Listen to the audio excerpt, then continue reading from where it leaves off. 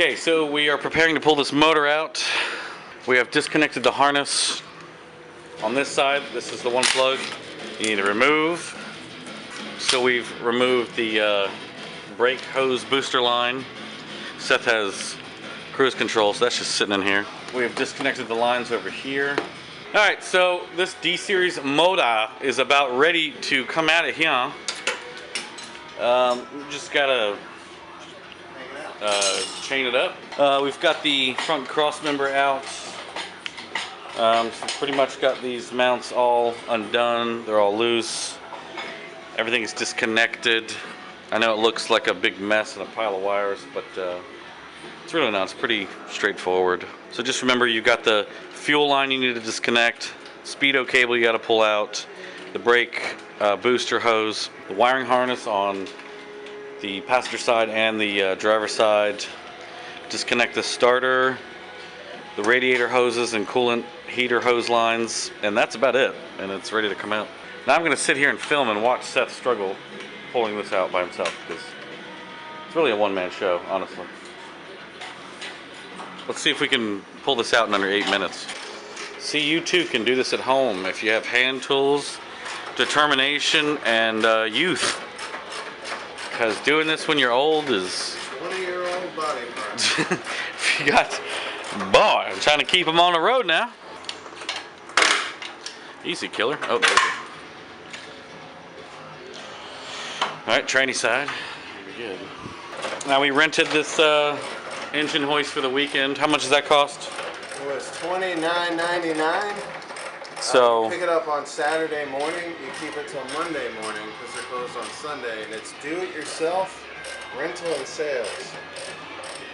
Thank you for that advertisement. In Florida. Seth lives in Florida, so you know. Yeah, somewhere. See, we've got these two bolts back here that are very stubborn and do not want to come out. How do you take this fucking thing off? There's a button on the front, right there. No, on the battery.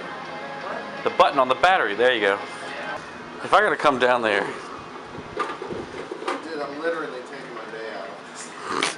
I don't know what that means, Seth. I'm really wailing on it. There's the gun. This bitch is sorry I came home early from work. I'm working. I understand that, but it goes at an angle. It's not straight up and down, I can tell you that much.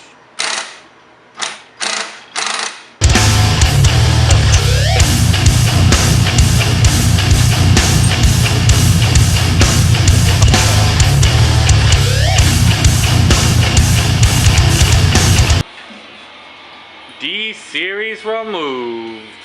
Finally.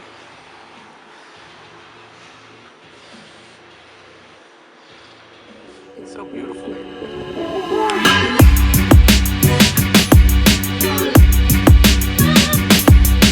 What's up, guys? Day 2. We're gonna be trying to get the swap on the wagon. It's about, I don't know, 11 in the morning.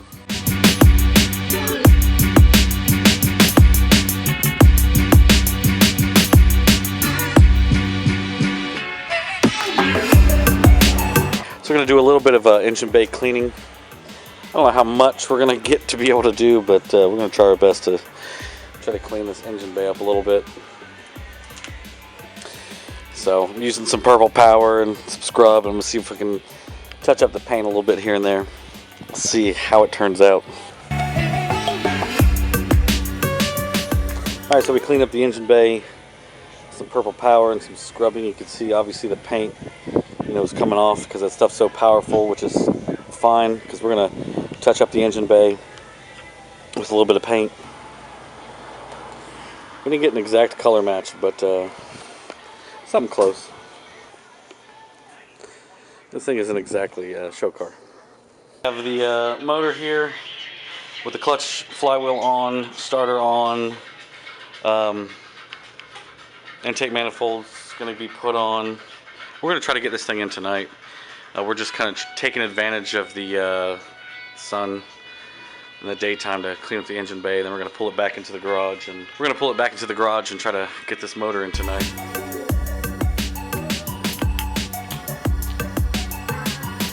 Got the engine bay touched up. I'm trying to get the rear mount out, which is kind of a pain in the ass, to be honest.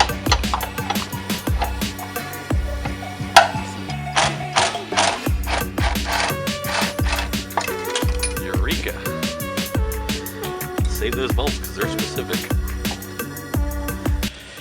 Oh, to do the B series swap on an EF chassis, you have to beat in the sidewall to clear the alternator. Okay, that's inappropriate. Appropriately inappropriate. Right around where that hole is, but just underneath it. That's what she said. All right, move the throttle cable out of the way. Where? Out of the way. Right here? In that area, yeah.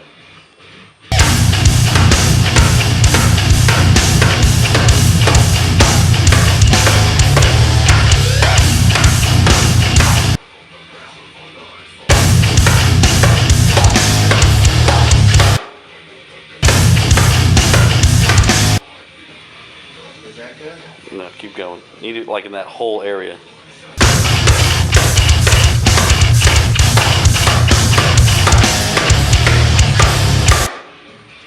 Okay, see where that... Beat this in a little bit.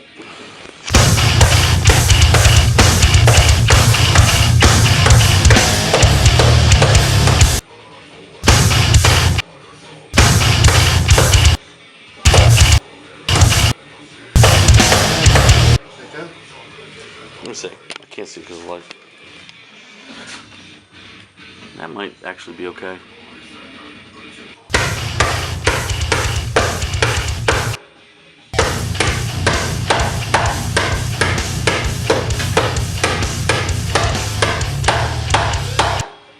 That'll work.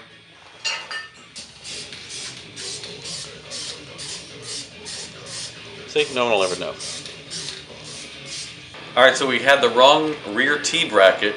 Thanks to Mo from EF Parts, who's going to Next Day Air, the right T-bracket, which is a 90 to 93 Acura Integra rear T-bracket.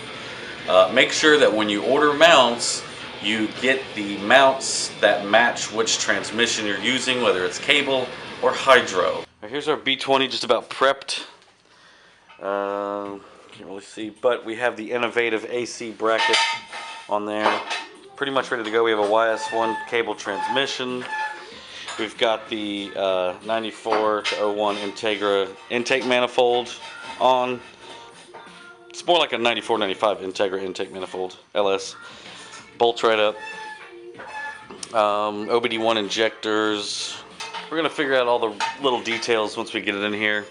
This is a pretty straightforward swap, but out of all of the swaps, this one's a little more detailed because it just requires more specific parts than the 92 to 95s or the 96 to 2000s.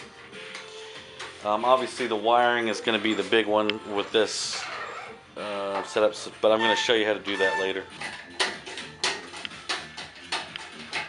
Tried to convince him to do it from the bottom, but he said no. Yeah, it was fun.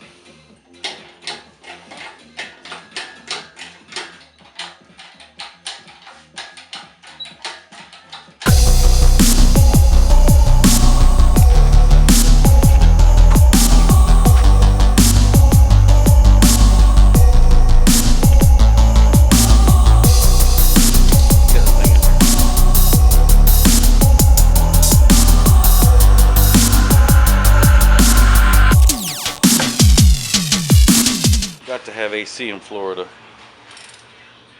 Quit telling people where I live. They care. It's not Florida. They want to come by. They want to see what's popping. Somewhere in Georgia. I live in South Carolina. So here we are. It's now Monday, day 3 on the swap.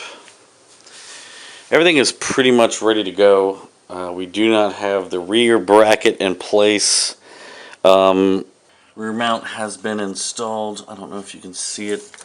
It's very difficult. There it is. It just has 2 bolt holes on it.